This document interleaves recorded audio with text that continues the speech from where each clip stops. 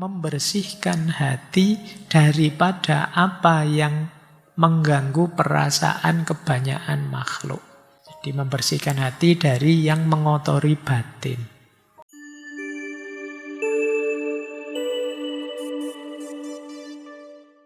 Assalamualaikum warahmatullahi wabarakatuh. Bismillahirrahmanirrahim. Alhamdulillahirabbil alamin. Assalatu wassalamu ala asyrafil anbiya'i wal mursalin. Sayyidina wa maulana Muhammadin wa ala alihi wa ashabihi wa man tabi'ahum bi ihsanin ila yaumiddin. Amma ba'd. Bismillah, mari kita lanjutkan ngaji kita. Malam hari ini kita akan bertemu kembali dengan beliau, Buya Hamka, yang terkenal sekali dengan tasawuf modernnya. Meskipun tentu saja malam hari ini rujukan kita tidak hanya dari buku itu, tapi juga beberapa buku beliau yang lain yang membahas tasawuf. Bismillah ya, kita mulai. Nawaitunya tetap nawaitu belajar, nambah wawasan, memperkaya ilmu. Boleh setuju, boleh tidak. Karena ini forum kita ini kan ngaji filsafat, bukan tarekat, bukan tasawuf. Meskipun materinya materi tasawuf. Jadi sifatnya lebih ilmiah, akademis, bukan laku yang harus dipenuhi, bukan fatwa yang harus dipatuhi. Bismillah ya, kita mulai. Biar nanti dapat agak banyak sebelum tanya jawab. Yang pertama, ini sedikit tentang buku yang tadi disinggung, buku tasawuf modern. Buku ini sebenarnya satu tulisan rutin awalnya yang ditulis oleh Buya Hamka di majalah Pedoman Masyarakat. Jadi tulisan-tulisan rutin itulah nanti yang kemudian disusun, dibuat menjadi buku. Tema utamanya sebenarnya tentang kebahagiaan. Jadi isinya tasawuf modern itu sebenarnya merujukannya ke kebahagiaan. Yang ditulis sejak tahun 1937 sampai tahun 1938. Ceritanya saat itu memenuhi permintaan seorang mubalek terkenal asal Bintuhan, namanya Tuan Oi Cheng Hien. Saya tidak tahu moconnya bener tidak ya. Wis pokoknya tulisannya ngono ya. Jadi terus dipenuhi dengan bikin serial tulisan di majalah Pedoman Masyarakat. Di buku ini beliau menyebut ada banyak sekali rujukan-rujukan pada kitab-kitabnya para ulama. Antara lain ini yang disebut ya, Ihya Ulumuddin, Arba'in fi Usuluddin, Bidayatul Hidayah, Minhajul Abidin, karya Imam Ghazali, Mau'idhatul Mu'minin, juga ringkasan Ihya Ulumuddin, karya Syekh Jamaluddin Ad-Dimashqi, Tahdzibul Akhlaknya Ibnu Miskaweh, beberapa risalahnya Ibnu Sina, tafsirnya Muhammad Abduh, kitab Ar-Raddu ala Tahriyin karya Syekh Jamaluddin Al-Afghani, Al-Khuluqul Kamil karya Syekh Muhammad Ahmad Jad Al-Maula, kadang dibaca nyambung terus jadi Ahmad Jadul Maula.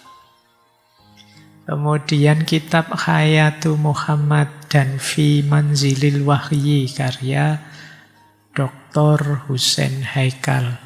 kumpulan majalah Al-Hilal, kumpulan majalah Azhar, Adabud Dunya Waddin karya Imam Mawardi, Toharotul Qulub karya Syekh Ad-Darini As-Sufi, juga Riyadhus Shalihin karya Imam Nawawi.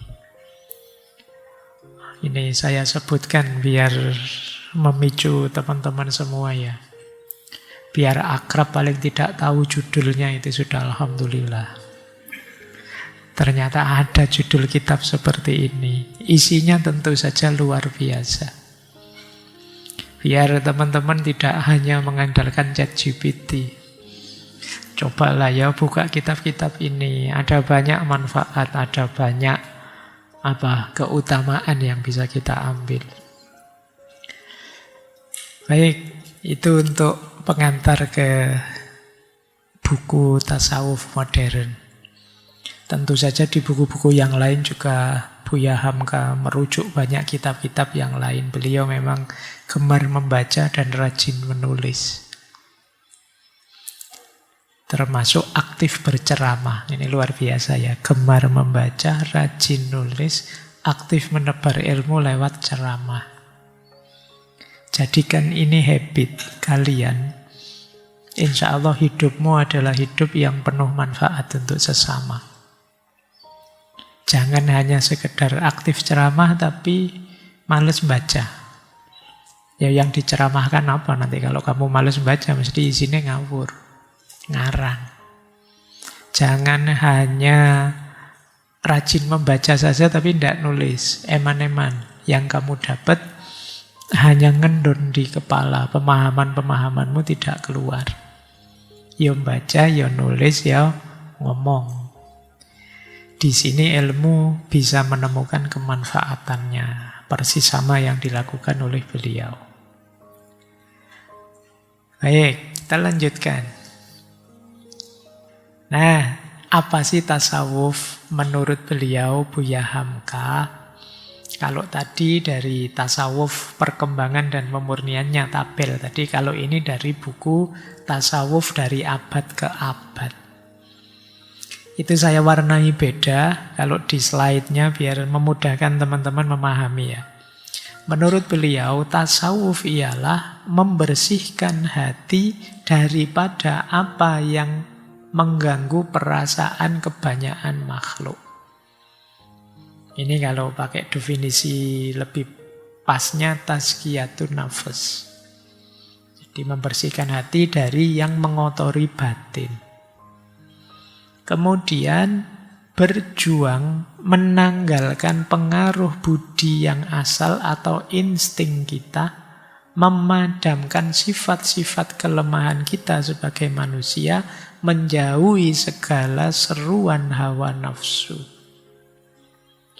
Jadi kita itu punya fitrah-fitrah kecenderungan yang berhubungan dengan nafsu. Makanya dalam Al-Quran kan banyak kita sindir. Manusia itu zoluman jahula, manusia itu ngeyel, manusia itu ini kecenderungan negatif. Tasawuf membersihkan itu.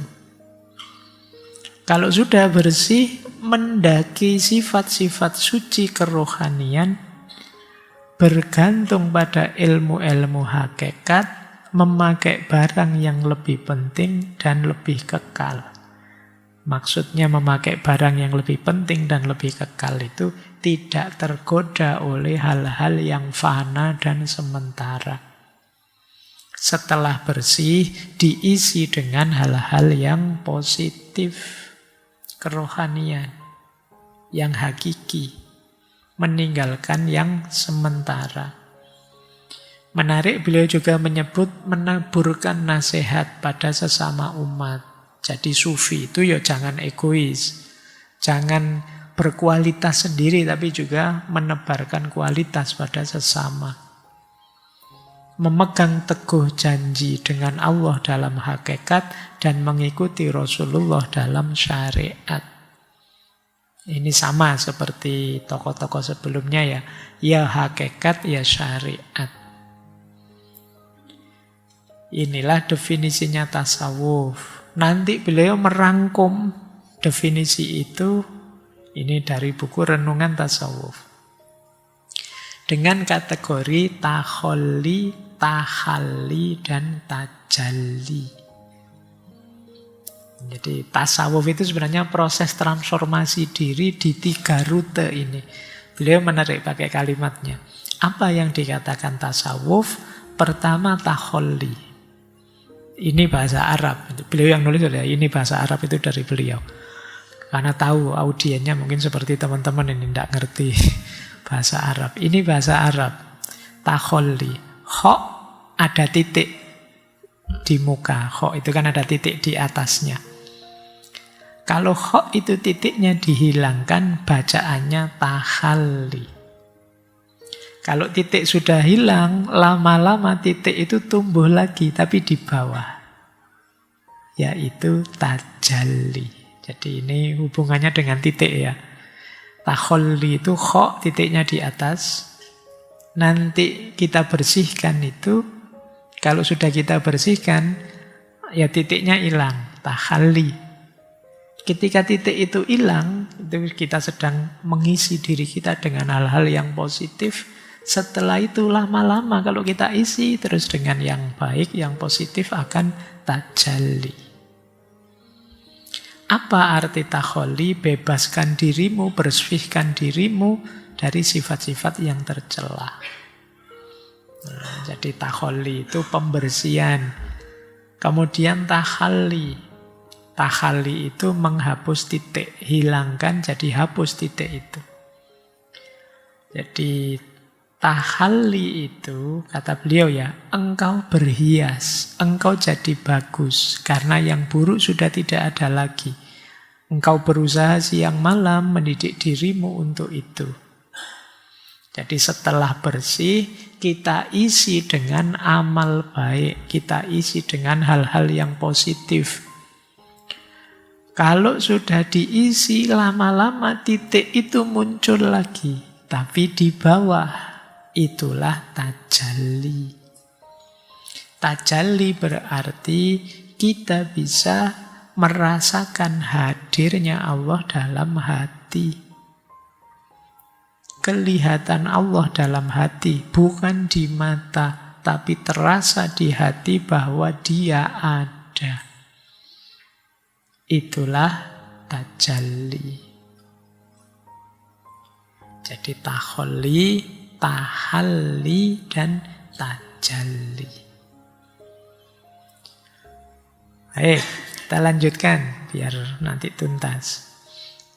Kemudian beliau membedakan 4 hal ini. Ini saya sampaikan biar teman-teman ngerti definisi pasnya ya. Jadi rutenya tasawuf itu syariat, thariqat, hakikat, dan makrifat. Ayo kita pahami pelan-pelan. Syariat itu, ini saya kutip langsung dari buku beliau ya. Syariat adalah undang-undang atau garis-garis yang telah ditentukan. Termasuk ke dalamnya hukum halal dan haram, yang tersuruh dan yang terlarang, yang sunat dan yang makruh. Termasuk di dalamnya segala amalan yang lain, sholat, puasa, zakat, haji, jihad di jalan Allah, menuntut ilmu, dan lain sebagainya. Segala perbuatan yang dikerjakan oleh seorang Islam tidak boleh keluar dari satu garis hukum. Sekurang-kurangnya mubah, artinya boleh mengerjakan. Jadi ini aturan, ini rumus, ini undang-undang untuk kita sebagai seorang muslim, itu syariat namanya. Jadi dasarnya tasawuf itu diawali harus dari syariat. Maka kita harus tahu ilmunya, mana boleh, mana tidak boleh, mana halal, mana haram. Apa yang harus kita lakukan, apa yang harus kita jauhi. Mana yang levelnya wajib, mana sunnah, mana mubah, mana makruh, mana haram. Sekurang-kurangnya kita melakukan yang mubah saja. Kalau yang makruh, kalau bisa ya kita hindari. Nah ini syariat namanya. Kalau sudah paham syariat, kita jalani. Ketika kita menjalankan syariat, itulah torekot. Jadi torekot itu syariat yang kita kerjakan dengan cara tertentu yang pas, yang sesuai. Sehingga tidak tersesat, tidak salah tujuan. Syariatnya benar, tapi cara menjalankannya keliru, bisa meleset. Sholat yang tujuannya tidak Allah, puasa yang pamrihnya hanya diet saja misalnya. Nah ini torekotnya salah. Jadi haji hanya untuk cari gelar hanya saja. Misalnya ini torekotnya salah berarti. Nah, syariat perlu torekot. Kalau torekotnya salah, syariatnya kehilangan makna. Ikhtiar menempuh jalan torekot itu kalau dalam tasawuf kan kita kenalnya suluk. Disinilah kita mulai memasuki ilmu batin. Disinilah diatur syarat-syarat perjalanannya. Nah ini nanti kita kenal. Ikhlas, muraqabah, merasa diawasi Allah, muhasabah, introspeksi terus, tajarrud, melepaskan diri dari dunia, hub, cinta pada Allah. Mari sholat yang khusyuk. Nah, khusyuk itu torekotnya. Mari puasa sambil mengendalikan diri, torekotnya. Jadi torekot itu jalan yang kita tempuh untuk mewujudkan syariat. Nah, awas keliru, orientasinya awas salah, awas sesat.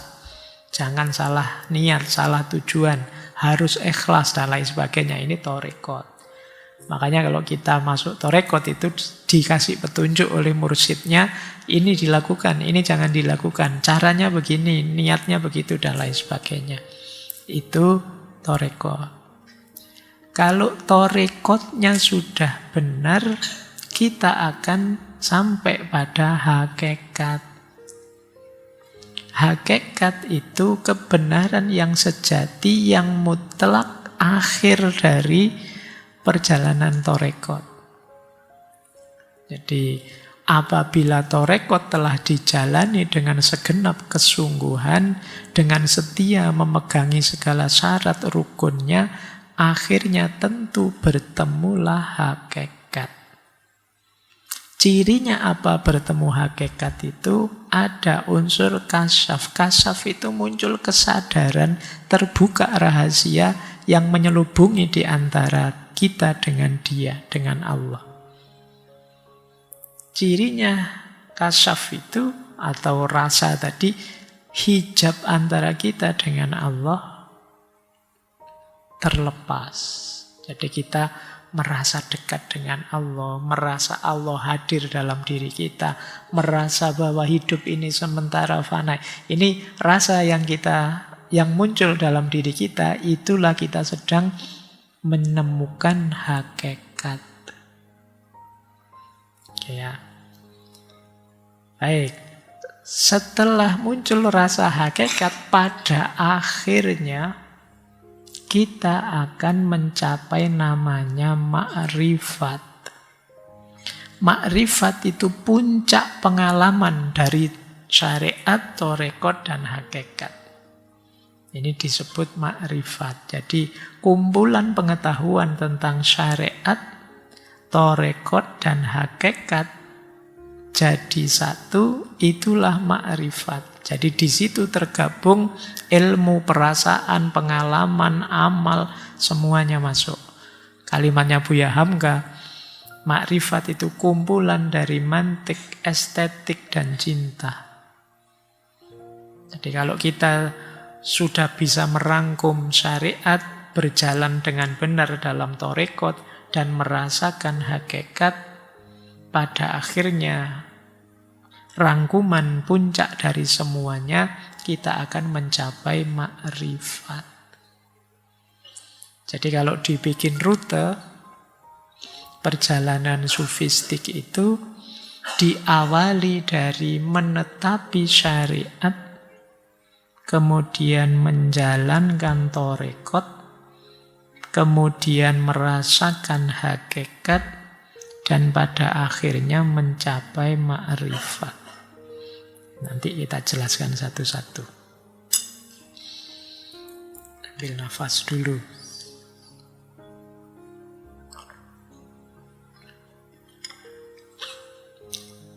Jadi yang paling awal menetapi syariat. Menetapi syariat itu berarti kita harus tahu ilmunya dan kita yakini isinya. Itu menetapi syariat. Setelah itu menjalani thariqat. Menjalankan thariqat itu ya seperti tadi, jangan berhenti di sekedar tahu dan yakin, tapi kita jalankan isinya syariat dengan benar, lahir dan batin. Itu thariqat. Kalau kita jalankan dengan benar, tidak hanya lahirnya juga batinnya, ya ikhlasnya, ya khusyuknya, pada akhirnya kita akan merasakan hakikat. Disitulah beragama jadi nikmat. Ibadah itu rasanya luar biasa. Kenapa? Kita merasakan hakikat. Dan kalau sudah sampai di hakikat, puncak rasa, kita akan sampai pada namanya ma'rifat. Di situ tergabung jadi satu antara syariat, thariqat, dan hakikat. Jadi ini ilustrasi dari Buya Hamka tentang perjalanan sufistik. Baik, saya lanjutkan ya. Saya jelaskan ringkas, semoga 10 menit selesai. Karena sudah janji tanya jawab. Kan seperti saya bilang, meskipun materinya panjang dan mulainya agak telat, tapi kan selesainya harus on time. Ya, kalau selesainya molor, kasihan nanti teman-teman ya. Nah, dari buku tasawuf modern itu, kalau saya simpulkan ya, ini rangkuman, saya highlight saja isi buku itu. Hidup sufistik yang tidak berlebihan, yang kemarin kita menyebut pakai istilah neo-sufisme, versi Buya Hamka itu seperti apa sih? Di catatan saya yang paling pokok ini. Yang pertama tentu saja diawali dari ilmu akal. Akal yang mau berpikir untuk memahami dan membedakan. Jadi akal kita itu harus tetap kita hidupkan. Karena dia yang bisa memahami. Dan juga membedakan. Furqan. Ini baik, ini buruk. Ini benar, ini salah, itu akal. Akal yang bekerja. Kemudian yang kedua, nafsu yang terkendali. Jadi ya nafsu itu manusiawi, manusia punya nafsu. Sampai batas tertentu diperbolehkan menuruti dorongan nafsu, tapi harus tetap dikendalikan. Begitu menabrak aturan, apalagi yang syariat tadi, bisa menghancurkan orang yang melakukannya. Jadi nafsu yang terkendali. Yang ketiga, ikhlas sebagai motif dari tindakan. Jadi akal yang tajam, nafsu yang terkendali, ikhlas sebagai motif segala tindakan. Berarti tujuannya Allah saja, lillahi ta'ala. Terus yang keempat, qanaah sebagai gaya hidup. Gaya hidup qanaah itu nanti di buku tasawuf modern banyak dijelaskan. Sumbernya orang bahagia itu qanaah. Qanaah bukan berarti pasif diam saja, tidak ikhtiar. Qanaah itu ridho dengan apapun ketetapan Allah atas dirinya. Pak, saya sudah ikhtiar, oleh Allah ternyata ditakdir gagal. Saya terima Pak, apapun yang ditakdirkan Allah. Ini jiwa yang menerima, yang qanaah. Merasa cukup dengan berapapun dan apapun yang diberikan oleh Allah. Jadi bukan berarti terus tidak ngapa-ngapain. Tetap ikhtiar. Tapi setelah diberi oleh Allah, berapapun yang diberi oleh Allah, Saya terima dan insya Allah cukup. Itu jiwa yang qanaah. Kemudian jiwa yang stabil dan harmonis. Jiwa yang stabil dan harmonis itu batin kita yang masih tetap manusia biasa sebenarnya. Ya bisa marah, ya bisa kecewa, ya bisa kadang-kadang tidak puas dan lain sebagainya. Tapi kita bisa mengendalikannya. Marah sih, tapi kalau pas marah juga tidak kehilangan kendali diri. Kecewa sih, tapi tidak sampai putus asa. Ini berarti jiwamu sudah stabil. Senang sih, tapi tidak sampai lupa diri. Ini namanya stabil. Jadi sufi itu bukan berarti tidak manusiawi lagi. Tidak, wah sufi berarti tidak bisa marah ini. Sufi tidak bisa. Tidak bisa kecewa ini. Bisa saja, tapi dia bisa mengendalikannya. Kemarahan tidak membuat dia keluar jalur lupa diri dan lain sebagainya. Berarti jiwanya stabil, harmonis. Yang terakhir dasar hidup sufistik itu malu, amanah, dan sidik sebagai kendali sosial. Jadi seorang sufi tidak harus lari dari dunia, juga bisa hidup di tengah masyarakat, tapi bekalnya 3. Yang pertama malu. Orang yang masih punya malu itu masih selamat dia. Jadi masih punya malu itu kan masih remnya masih kuat. Pingin sih sekali-sekali bohong, tapi nanti kalau ketahuan, apalagi Allah selalu melihat, malu saya. Kalau dilihat siapa-siapa malu. Jadi malunya masih hidup, itu manusia masih bisa terkendali. Kemudian yang kedua amanah. Amanah berarti dia ketika mendapat tanggung jawab sosial apapun akan dijalankan. Dan sidik. Sidik itu jujur. Malu, amanah, dan sidik. Mungkin besok kalau kalian milih pemimpin di level apapun, cari yang masih punya malu, kemudian amanah, dan jujur. Cuma 3, tapi ya sulit. Tidak gampang hari ini ya. Baik, jadi ini ya kalau menurut Buya Hamka, kesimpulan saya dari buku Tasawuf Modern. Jadi seorang sufi akalnya harus tajam, nafsunya terkendali, motif semua tindakannya Allah saja, ikhlas, gaya hidupnya qanaah, jiwanya stabil, harmonis, dan punya malu, amanah, dan jujur di tengah masyarakat. Kemudian, ini kalau dirangkum lagi, tadi saya bilang, buku tasawuf modern itu tentang kebahagiaan. Nah, merancang kebahagiaan kalau menurut Buya Hamka di bukunya tadi secara umum itu ya. Syaratnya ada 4, yang dilakukan 4, kondisi mentalnya 3, spiritualitasnya 4, dan penghalangnya ada 3. Kalau kalian ingin bahagia dunia akhirat, pastikan yang pertama syaratnya terpenuhi. Apa syaratnya orang bahagia? Yang pertama ilmu. Tidak mungkin kalian bahagia tanpa ilmu. Orang yang tanpa ilmu berarti dia tidak tahu. Kalau tidak tahu, apalagi tidak kenal, apalagi dirinya, ya sulit. Maka dasarnya ilmu. Yang kedua sehat. Ini menarik ya, sehat disisipkan. Sama seperti Ibnu Sina.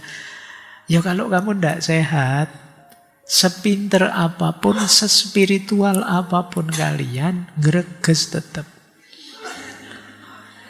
Gemeteran, tidak nikmat, tidak bisa kamu pura-pura bisa saya meskipun pusing menikmati ibadah, Pak, tidak bisa.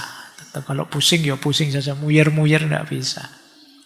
Jadi sehatlah, kebaikan jenis apapun tidak akan bisa hidup tanpa kalian sehat. Jadi niatkan menjaga kesehatan sebagai bagian dari ibadah utamamu. Kemudian kebutuhan tercukupi. Ini menarik. Berarti apa? Tidak boleh kita fokus spiritual saja melupakan tuntutan normal duniawi. Tidak mungkin kita bisa bahagia tanpa kebutuhan tercukupi. Meskipun jangan berlebihan juga. Meskipun jangan berhenti di kebutuhan.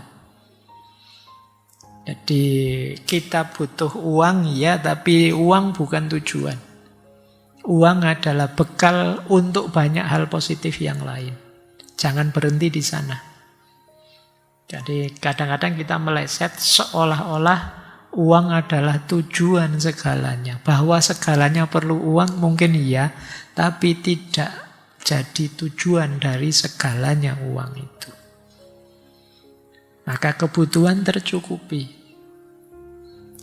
Karena jangan sampai kalian nyufi, uzlah, zuhud, tapi kebutuhanmu disokong orang lain, disumbang orang lain, didukung orang lain. Kalau di satu hadis ini yang ditegur oleh Rasulullah. Karena ada cerita Rasulullah menegur seorang sahabat yang ibadah terus di masjid. Istrinya dan keluarganya tidak diurusi. Sampai satu ketika Rasulullah bertanya pada istrinya sahabat ini, lah kebutuhanmu sehari-hari yang memenuhi siapa? Jawab istrinya, kebutuhan sehari-hari yang memenuhi kakak saya, jadi saudaranya. Terus Rasulullah bilang, kakakmu lebih baik daripada suamimu. Jadi ini yang saya maksud ya. Kita punya amanah tadi loh, tanggung jawab. Penuhi itu. Dan yang keempat, teman yang baik. Ini hubungannya dengan circle. Kalau circlemu ngaco, sulit kalian jadi sufi. Iya kan? Kamu mau apa lah? Mau zikir sebentar terus temanmu cie-cie gitu kamu. Enggak jadi, enggak jadi. Kamu malu ya susah. Kalau temennya enggak suportif ya gagal kamu. Enggak jadi bahagia nanti.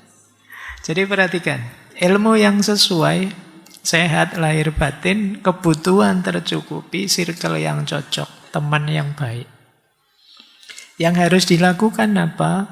Ya karena tadi perlu ilmu maka berpikir, tafakur, muhasabah itu berpikir, beramal, bekerja. Kalau tidak ada amalnya, cuma teori saja, ceramah saja, ya buat apa? Kemudian berakhlak dan beradab, introspeksi diri. Jadi ya, beramal itu termasuk wirid, zikir dan lain sebagainya termasuk beramal. Ini yang dilakukan. Kalau kita tahu ilmunya aman ya. Karena tadi syaratnya ilmu kita tahu berpikir yang baik, yang benar, beramal yang baik, akhlak dan adab yang terpuji, introspeksi diri dan lain sebagainya.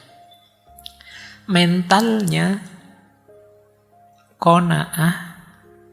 Jadi kesediaan untuk qanaah, kesungguhan untuk ikhtiar, dan kesadaran untuk tawakal. Diawali dari qanaah, kita terima apapun ketetapan Allah, dilanjutkan dengan ikhtiar, kita lakukan semaksimal kita mampu, dan diakhiri dengan tawakal. Kita pasrahkan hasilnya kepada Allah. Ini mentalnya. Setelah itu, sisi spiritual isinya apa? Iktikad, yakin, iman, dan din. Ini menarik ya, beliau mendefinisikan berbeda. Kalau iktikad itu komitmen di awal. Saya akan, saya siap, saya bersedia, itu iktikad. Komitmen. Jadi komitmen itu yang mengikat aturannya, janjinya itu komitmen. Nah, setelah ada komitmen biasanya terus naik kelas jadi yakin, mantap bahwa yang saya komitmen ini mesti benar. Setelah itu baru iman. Kalau iman itu percaya plus pembuktian lewat kata-kata, lewat perbuatan.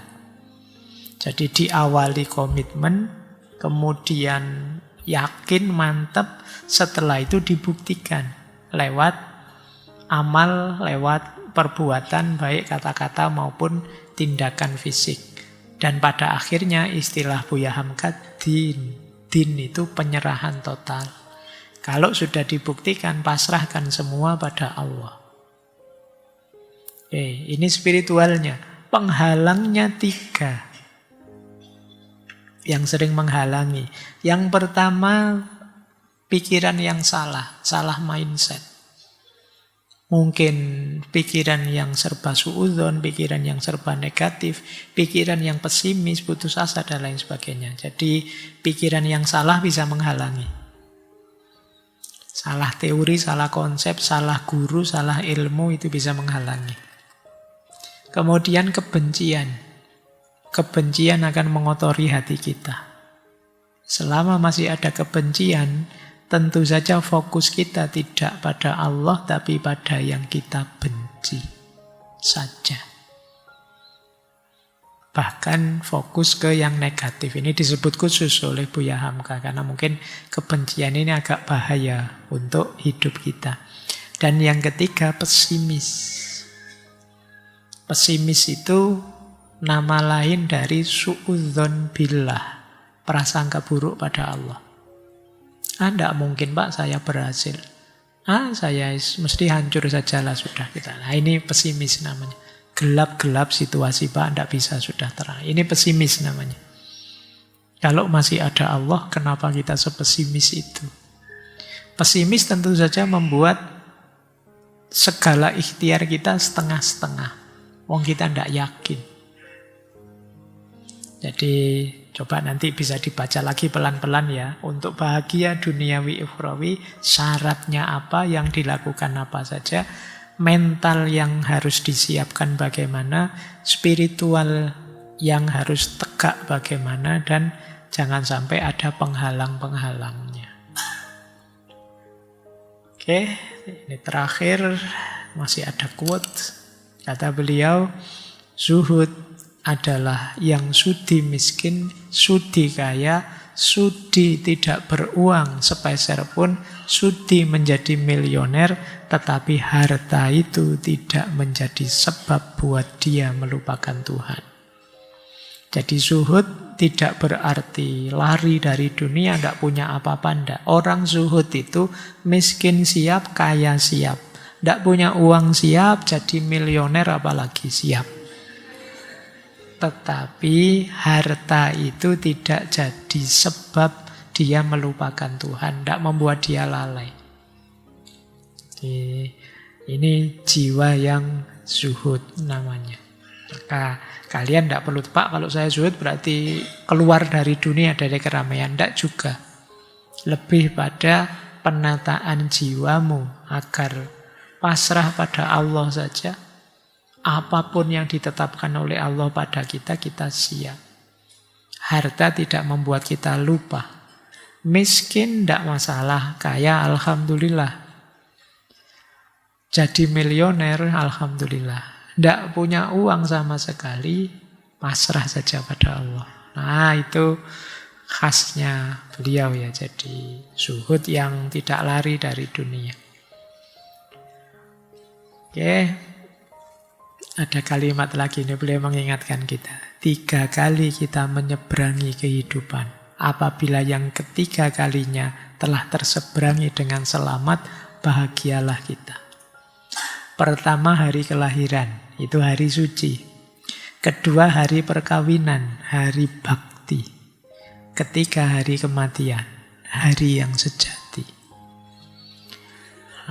Saya tidak tahu kalian sudah menyeberang berapa dari 3 ini. Yang jelas kita semua maksimal 2. Yang kan tidak mungkin yang sudah menyeberang yang ketiga ada di sini. Mengerikan kalau ada yang di sini ya. Cuma mungkin sebagian besar belum merasakan penyeberangan kedua, perkawinan. Kalau yang sudah nawa itu tidak nikah berarti penyeberanganmu cuma 2. Setelah lahir terus tinggal matinya. Maka nikahlah biar ada penyeberangan yang kedua. Kata Buya Hamka, hari bakti. Ini tiga, ini maksudnya sumber kebahagiaan. Coba dilihat di titik-titik ini kebahagiaan itu. Kebahagiaan kita lahir ke dunia, kebahagiaan ketika kita menikah, dan kebahagiaan setelah kita mati. Baik, masih ada. Saya bacakan ringkas. Jangan takut jatuh, karena yang tidak pernah memanjatlah yang tidak pernah jatuh. Jangan takut gagal, karena yang tidak pernah gagal hanya orang-orang yang tidak pernah melangkah. Jangan takut salah, karena dengan kesalahan yang pertama kita dapat menambah pengetahuan untuk mencari jalan yang benar pada langkah kedua.